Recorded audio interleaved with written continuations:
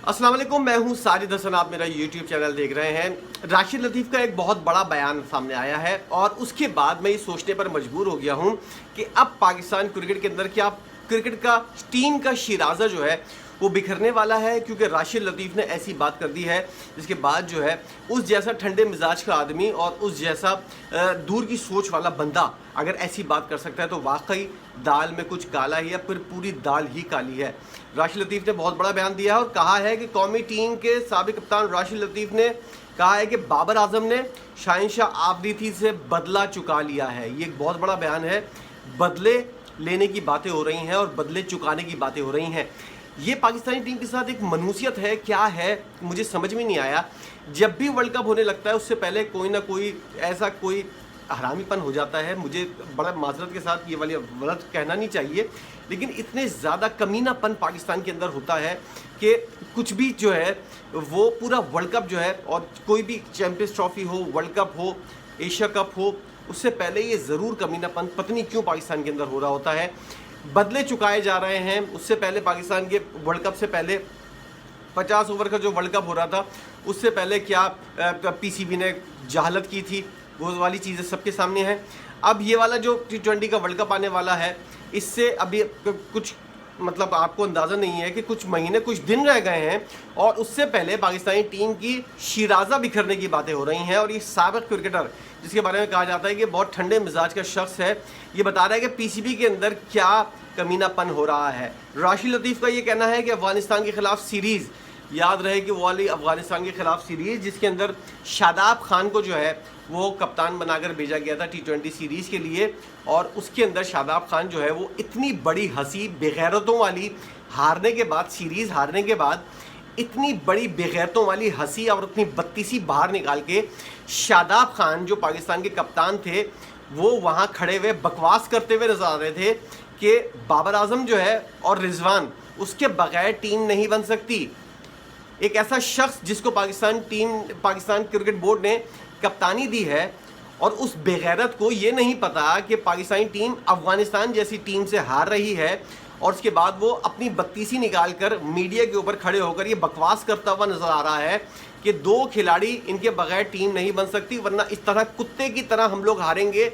हमारा हाल इन कुत्तों की तरह होगा जो अफगानिस्तान ने हमारे साथ किया है। ये बेगैरती की एक इंतहा है कि पाकिस्तान से एक कप्तान को बनाकर भेजा जाए, टीम उसके हवाले की जाए और वो कप्तान अपने आप को कुत्ता समझे। उस बेगैरत को, अब मैं कोई भी शादाब खान के लिए कोई हमदर्दी का इजहार करता है तो दफ़ा हो जाए यहाँ से, और इस वीडियो के अलावा वाली वीडियो देखें जिसके अंदर शादाब खान की तारीफ़ें होती हैं। राशिद लतीफ़ वाली बात कह रहा है, मैं नहीं कह रहा। राशिद लतीफ़ वाली बात कहता हुआ नज़र आ रहा है कि शादाब खान ने उस वक्त बयान दिया था, दानिशमंदाना बयान दिया था। राशिद लतीफ़ साहब की अब जहनी सलाहियत के ऊपर मुझे शक होने लगा है कि उन जैसा बंदा जो है वो ऐसी बातें कर रहा है।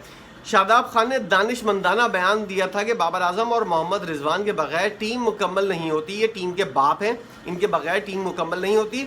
इसका मतलब था कि वो कप्तान नहीं है। शादाब खान ने ये वाली बात बता दी थी। अब राशिद लतीफ़ साहब पूरी बात कह रहे हैं और कह रहे हैं कि इसका मतलब है शादाब खान ने बता दिया था कि वो कप्तान नहीं है। बाबर आजम को जब हटाया तो मैं शहंशाह आफरीदी से भी यही तवक्को कर रहा था कि अगर पेसर ने उस वक्त एक कदम ना उठाया तो आज इस सूरत हाल का सामना ना करना पड़ता।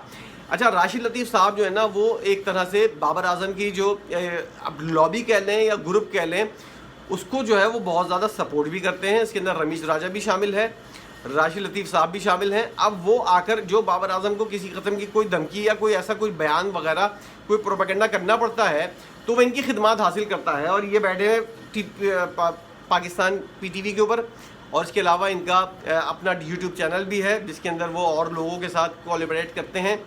तो ये चीज़ जो है बाबर आजम को कोई मैसेज देना पड़ता है, बाबर आजम को कोई बात समझानी पड़ती है, तो ये साहब जो हैं वो सबसे पहले आगे आते हैं और इनके ज़रिए जो है इनके मतलब बाबर आजम इनके कंधे के ऊपर रख कर बंदूक चलाता है। ये अगर बात कह दी जाए तो बिल्कुल सही मुनासिब है। राशिद लतीफ़ ने मजीद कहा कि इससे कतई नज़र के दोनों में कितनी दोस्ती है, बाबर आजम ने बदला चुका दिया है और अब शहंशाह आफरीदी के साथ अच्छा सलूक हुआ, ना ही उस वक्त बाबर आजम के साथ अच्छा सलूक हुआ था। साबिक कप्तान ने कहा कि मैं टीम का शिराजा बिखरते हुए देख रहा हूँ। ये मैं नहीं कह रहा, कोई यूट्यूबर नहीं कह रहा, ये टीम के साबिक कप्तान राशिद लतीफ़ साहब कह रहे हैं कि मैं टीम का शिराजा जो है बिखरते हुए देख रहा हूँ। अगर उन्होंने T20 वर्ल्ड कप ना जीता तो ये घुटनों के बल आ जाएंगे। इतनी बड़ी बात उन्होंने कर दी है। और मुझे जिस तरह की टीम के अंदर सियासत हो रही है, जिस तरह ग्रुप बने हुए हैं, कोई बेवकूफ़ी होगा जो ये समझेगा कि टीम के अंदर ग्रुप बंदी नहीं है, अभी भी सियासत नहीं हो रही है। अगर वो ऐसा समझता है कोई शख्स, तो उससे बड़ा जाहिल कोई नहीं है, उसको इसके ऊपर बात ही नहीं करनी चाहिए। उन्होंने कहा कि भारत के खिलाफ भी हमको मैच जीतना है और T20 वर्ल्ड कप के अंदर एक बड़ी पोजीशन लेनी है। राशिद लतीफ़ी ने कहा कि साफ देखकर ऐसा लग रहा है कि 90 की दहाई दोहराई जा रही है और ये सारा हरामीपन जो है, ये मैं खुलकर बोल रहा हूँ, ये पीसीबी करवा रहा है। इस सारे हरामीपन के अंदर पीसीबी मुलविस है। पिछला वाला बोर्ड भी जिसके अंदर ज़का अशरफ था, उससे पहले नजम सिटी भी, नजम सिटी ने इतना ज़्यादा कुछ नहीं किया था, लेकिन ज़का अशरफ के बाद जितना हरामीपन हुआ है, और अब गुज़िश्ता चेयरमैन जो थे उन्होंने, और इसके बाद अब ये वाली चीज़ें जो चल रही हैं, ये टीम के अंदर ग्रुप बंदियाँ बन रही हैं। और गुज़िश्ता जो वर्ल्ड कप हुआ था उसके अंदर भी जो है ये सारी चीज़ें जो हैं वो सामने आई थी और पाकिस्तान टीम जो है वो बुरी तरह हारी थी। ये पत्नी उल्लू के पट्टे पीसीबी वाले, मुझे समझ में नहीं आता है ये पाकिस्तानी टीम के हक़ में हैं या पाकिस्तानी टीम के ख़िलाफ़ हैं। ये जाहिलाना जो भी फैसले करते हैं वो पाकिस्तान के हमेशा ख़िलाफ़ क्यों जाता है, वो पाकिस्तान के हक़ में क्यों नहीं आता, इसका फ़ायदा क्यों नहीं होता। पीसीबी जो भी फैसले कर रहा होता है उसका पाकिस्तान को कोई फ़ायदा नहीं हो रहा होता। मैं तो बोलता हूँ एक वक्त ऐसा आ जाए कि पीसीबी को बंद कर दो, पीसीबी का कोई फ़ायदा नहीं है पाकिस्तान के अंदर, किसी किस्म के क्रिकेट से तो उसका कोई फ़ायदा नहीं हो रहा, ना ही ये किसी किस्म का कोई ऐसा काम कर रहा है जिसकी वजह से लाखों करोड़ों रुपए आगे पीछे हो जाते हैं और इन लोगों को पता ही भी नहीं होता।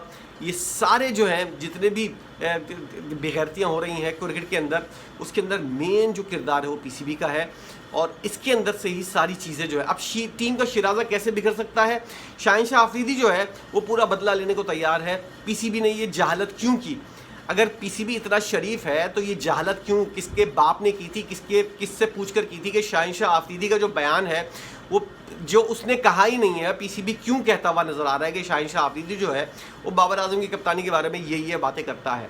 ये हरामीपन नहीं कहेंगे तो इसको और क्या कहेंगे, ज़रा कोई मुझे ये बता दे। एक तमीज़ दायरे के अंदर कौन सी ऐसी बात हो सकती है जो मैं कर सकूँ। ये पीसीबी की हरकतें, शाहिन आफरीदी ने एक बयान नहीं दिया है, पीसीबी उसके नाम के हवाले से ये वाली बात क्यों चला रहा है, कोई पीसीबी का उल्लू का पट्टा आकर ये वाली बात बताने वाला है या नहीं। अगर नहीं है तो फिर सब हरामीपन हुआ या नहीं हुआ। लोग जो है ये समझते हैं कि तमीज़ दायरे के साथ बात करने से जो है वो लोगों को ज़्यादा बात समझ में आती है। जब इतने बड़े बड़े कमीनापन पीसीबी वाले और दीगर लोग कर रहे होते हैं तो फिर तमीज़ दायरे की बातें जो है वो ख़त्म हो जाती हैं। ये शाहिन आफरीदी के साथ बिल्कुल एक तरह से फ्रॉड। शाहिन आफरीदी इस मामले के ऊपर अदालत जा सकता है और ये कह सकता है कि मेरा नाम जो है वो गलत तरीके से इस्तेमाल किया गया, और जब वो अपना रिस्पांस दे रहा था तो उस वक्त भी जो है पीसीबी ने उसको रोक दिया। शाहिद खान आफरीदी अब लॉबिंग की बात करते हैं, उन्होंने तो ये वाली बात कह दी कि अगर मैं लॉबिंग कर रहा होता तो मैं क्यों चेयरमैन पीसीबी बना हुआ होता, ना कि मैं इस तरह का वो होता।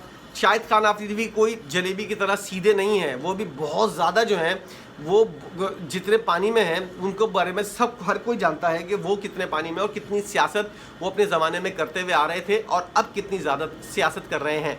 अब क्या है, शाहिन आफरीदी को शाहिद आफरीदी चला रहा है, ये वाली बात सब जानते हैं, लेकिन उसने ये वाली बात भी की है शाहिद खान आफरीदी ने कि कप्तानी के चक्कर में अंदर पढ़कर शाहिन आफरीदी ने अपना करियर ख़राब किया है, ये इसको नहीं करना चाहिए था।